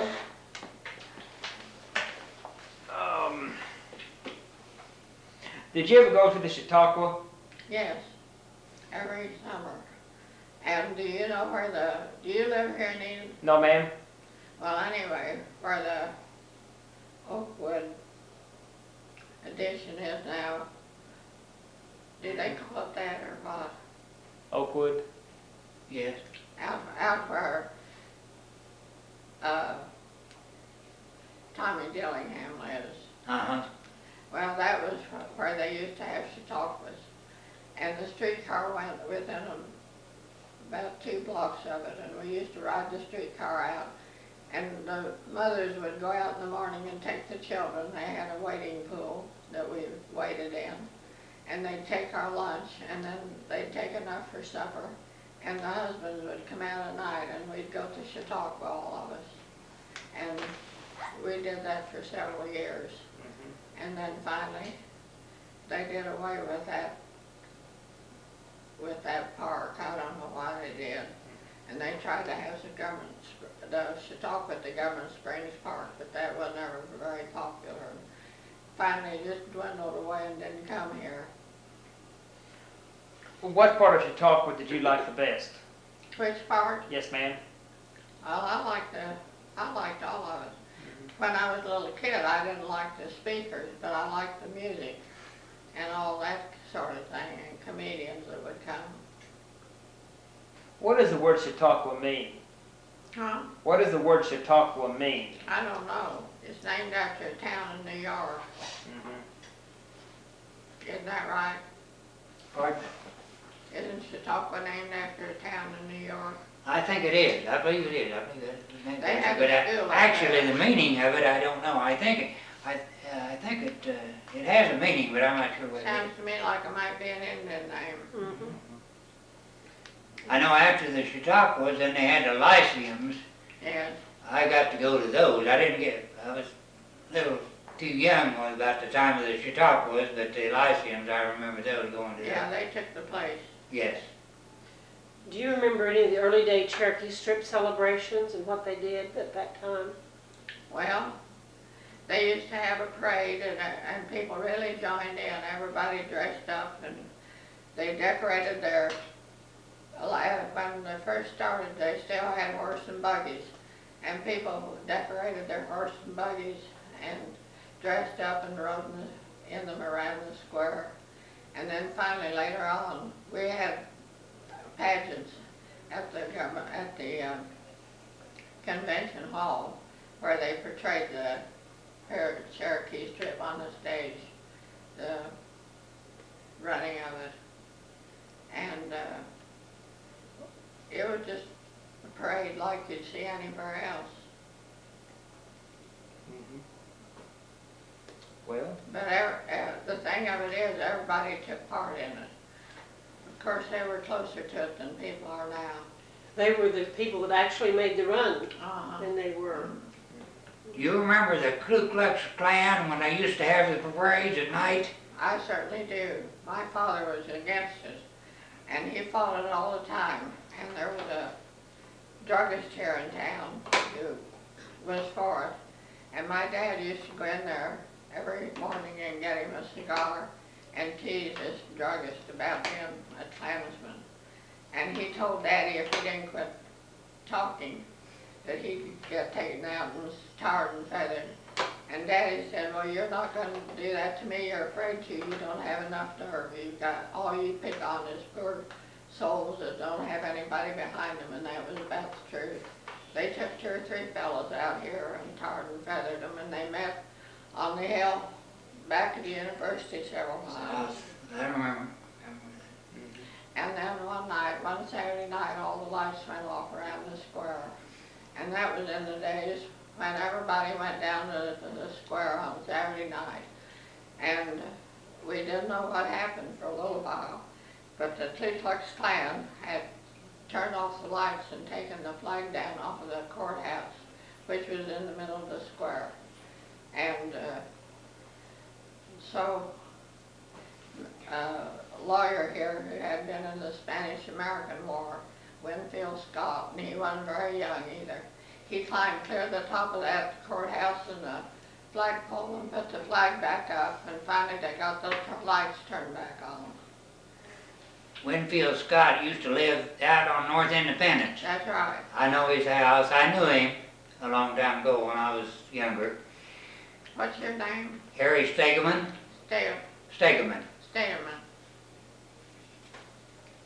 I used to run a filling station out by North Enid, and I knew him pretty well at one time. Yeah, that's where he lived. Mhm. But the Klan was really the first parade they ever had here, up by west of where the old Frisco station used to be. No, east of it. They had a meeting place where it was where a construction company that had been making doing the paving had a lot of their equipment, sand, whatever they put in paving was there. And these fellows would meet there and put on their robes, and then they'd parade around the square. And the way my dad learned their names of a lot of them when they come in the Corey's drugstore, which was a famous drugstore at that time, they'd have this white lime on their shoes. And he knew they'd been up there.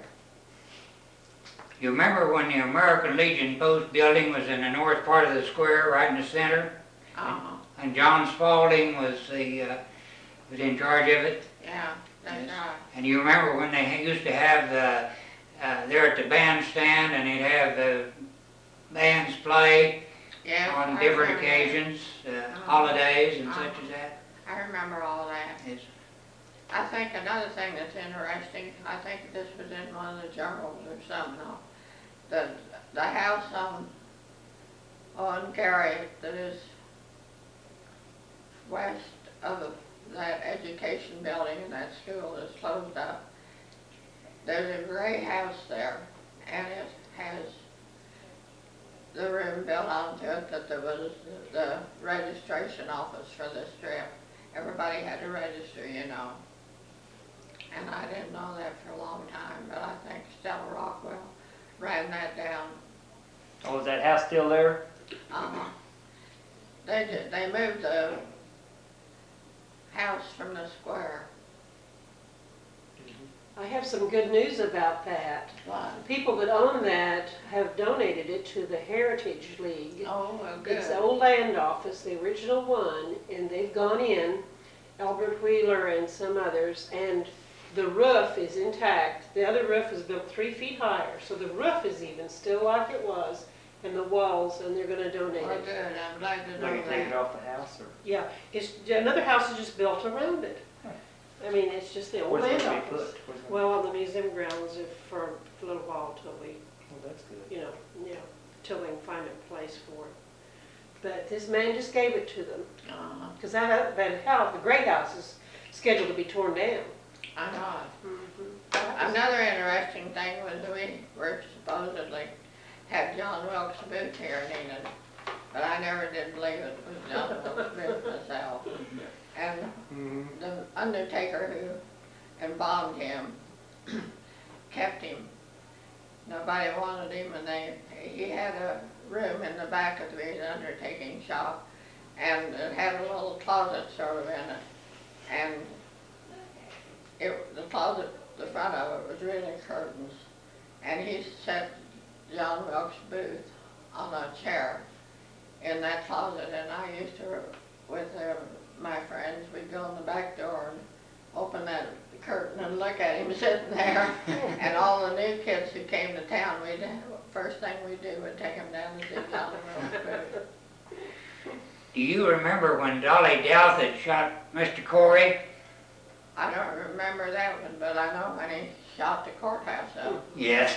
Because my dad was supposed to, or I'm talking about Mrs. Doffin. Yes, Dolly Douthit, Because my dad was supposed to go to court. She had a lawsuit against him, and she tried to get every lawyer in Enid to represent her, and they wouldn't sue my father. And she even went to Oklahoma City, and so she couldn't get them, and she decided she'd be her own lawyer. And so Daddy had 2 young men in his law firm, Roy Elam and Van Stewart, my husband. And he had them draw straws to see which one would go over to the courthouse for him. And Roy Elam lost, and he had to go. And right in the middle of the trial, she started shooting, and she shot the judge in the leg. And Roy Elam scuffled with her and got the gun away from her. I guess saved her from killing 2 or 3 people. And after that, they had a trial, and the judge said that, or a hearing of some kind, maybe a hearing. And the judge said that she could not stay in Oklahoma, that he wouldn't put her in a out-of-port supply. If she would go to California with one of her daughters that lived out there and stay until she died, why she could get off. So that's what she did, and she never came back. Except I understand she's buried out in the cemetery with a great big, She put that up over her husband. She Oh, for shot her her husband. husband and killed him. that great big statue is over her husband then. Yeah, Oh. she shot him and killed him. And then she put up that tombstone. Oh my. Is she buried out there? You know, I don't know whether she is or not, but I think she is. I think she is now. I think they brought her back here. It's a Right by the tall, cemetery we came by. What was her name? Dolly Douthit. Dolly Doffin. Pretty tough character. she kind of raised havoc with a lover too, but I'm not going to go into that right now. I'm going to ask about the house. Down there where the pancake house is where they owned a lot of property. I guess her husband must have had I don't know how he got it, but he had a lot of property, and this lawsuit against my father was about the paving of it down there that made her mad. Did you know Daisy Newcomb and Joe Newcomb? I remember them, but I don't remember much about them. Yes, I just wondered if you did. She later married D.C. Thomas, and he used to write for the Farmer Stockman Uh-huh. years ago. I don't remember. I remember the name, but I don't remember them. And they were related to W.B. Johnson. Well, there's a Ms. Newcomb still living. I don't know whether he is anymore or not. I think Joe is dead and Daisy is dead too, I believe. But I don't know. I don't know for sure. I lived around here all my life, and I kind of know a lot of this. If I kind of sat down and could kind of think a little bit, I think you think better than I do. Yeah. Well, do you think I've done all right? Yes, ma'am, you've done very well. You do a marvelous job. Exceptional, I would say. Very good. Well, if I didn't had lost my voice, it would have been a lot better. Well, ma'am, I want to thank you. You're welcome.